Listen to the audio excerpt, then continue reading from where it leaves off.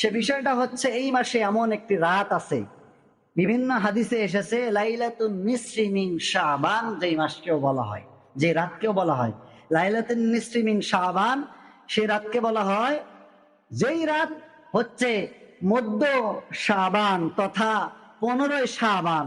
কত শাবান? 15 শাবান। কেউ কেউ বলেছেন যে এই রাত্রিতে হচ্ছে শবে বরাত।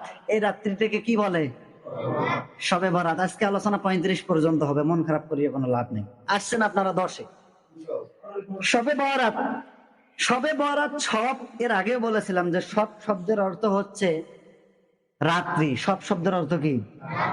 বরাত শব্দের অর্থ হলো ভাগ্য, যা আমরাকে ভাগ্য রজনী নামেই চিনি। এই আয়াত, এই ব্যাখ্যা কোথা থেকে এসেছে? সূরা দোহান আমি আপনাদের সামনে তেলাওয়াত করেছি।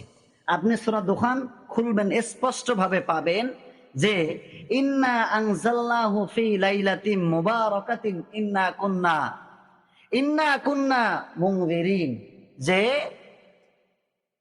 এই রাত্রিতে আমি কোরআন অবতীর্ণ করেছি। মুবারক, গুরুত্বপূর্ণ রাত, সম্মানিত রাত। ইন্না আনজালনাহু ফি লাইলাতিন মুবারাক, মুবারক তথা সম্মানিত মাসে আমি কোরআন নাজিল করেছি। সুবহানাল্লাহ বলবেন না? আমি তো সতর্ককারী। এরপরে এসেছে ফিহা ইউফরাকু কুল্লু আমরিন হাকিম, এই মাসে প্রত্যেক ব্যক্তির ভাগ্য নির্ধারিত হয়। প্রত্যেক ব্যক্তির ভাগ্য কি হয়? নির্ধারিত হয়। কোন রাত? যে রাতে আমি কোরআন নাজিল করেছি। ইন্না আনজালনাহু ফি লাইলাতিন মুবারাকা, লাইলাতিন মুবারাকা বলতে সম্মানিত রাতকে বোঝানো হয়েছে। সম্মানিত রাতে কোরআন নাজিল করেছে। এখন আপনারা বলেন, কোরআন কি শাবান মাসে নাজিল হয়েছে নাকি রমজান মাসে নাজিল হয়েছে? সকলে বললেন না। এতে কি সন্দেহ আছে? সূরা কদর খোলেন, ইন্না আনজালনাহু ফি লাইলাতিল কদর, আমি কদরের রাতে কোরআন নাজিল করেছি। এর চাইতে কোন মুফাসসির মুহাদ্দিসের ব্যাখ্যার প্রয়োজন আছে? তাহলে আল্লাহ তাআলা এখানে কি বললেন লক্ষ্য করেন, যে ইন্না আনজালনাহু ফি লাইলাতিন মুবারাকা। আমরা যেই শবে বরাত নামে রাতটি শুনে আসতেছি, আমরা মনে করি এই 15 শাবানের রাতটা হচ্ছে শবে বরাত, যেই রাতে ভাগ্য নির্ধারিত হয়।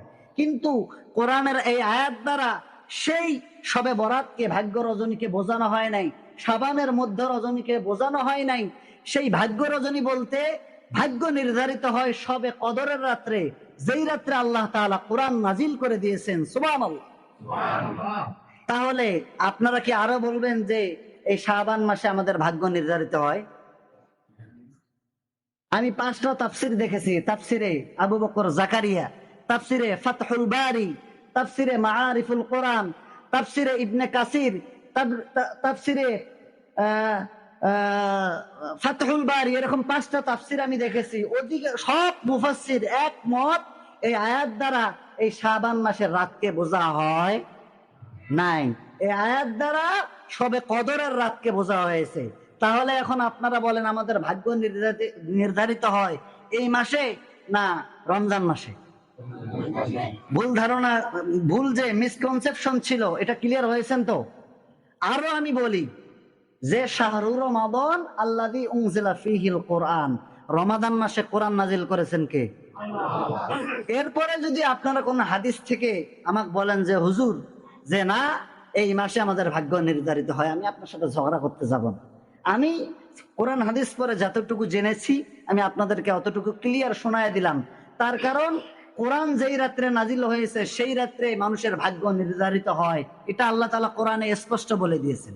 এই আয়াত দ্বারা ইন্না আনজালনাহু ফি লাইলাতিন মুবারাক, এই মুবারক রাত দ্বারা কোরআন নাজিলের রাতকে বোঝানো হয়েছে।